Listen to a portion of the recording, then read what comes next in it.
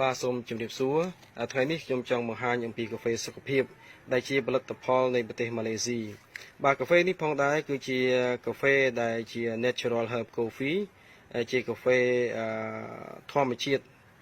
កាហ្វេធម្មជាតិ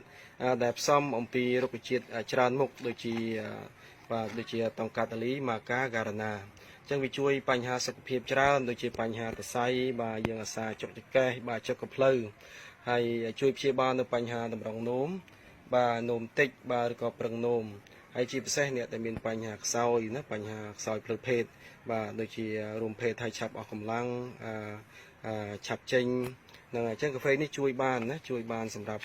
អ្នកដែលមានបញ្ហាខ្សោយអញ្ចឹងវាជួយឲ្យមានកម្លាំងបាទបានយូរស្រួលខ្លួនហើយក្នុងការប្រើគឺយើងប្រើដូចជាកាហ្វេធម្មតាបើសិនបើអ្នកមានបញ្ហាខ្សោយខ្លាំងបាទយើងប្រើមួយថ្ងៃមួយកញ្ចប់ព្រឹកកន្លះឬក៏ល្ងាចកន្លះបាទឬក៏មួយកញ្ចប់ហ្នឹងយើងលៃជា3បាទជា2ក៏បានជា3ក៏បានអញ្ចឹងយើងប្រើជាប្រចាំថ្ងៃក៏បានបាទយើងប្រើម្ដងម្កាលក៏បានបាទហើយបើសិនបើយើងប្រើក្នុងករណីម្ដងម្កាលរួមភេទដែលយើងប្រើមុន1ម៉ោងបាទហើយ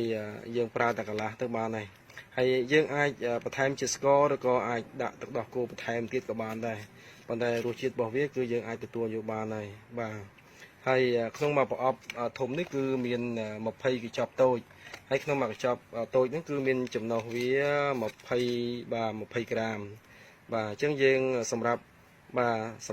បងប្អូនដែលគាត់ចង់បាននៅសុខភាពផ្លូវភេទឲ្យកាន់តែខ្លាំងបាទឲ្យកាន់តែបានយូរស្រួលខ្លួន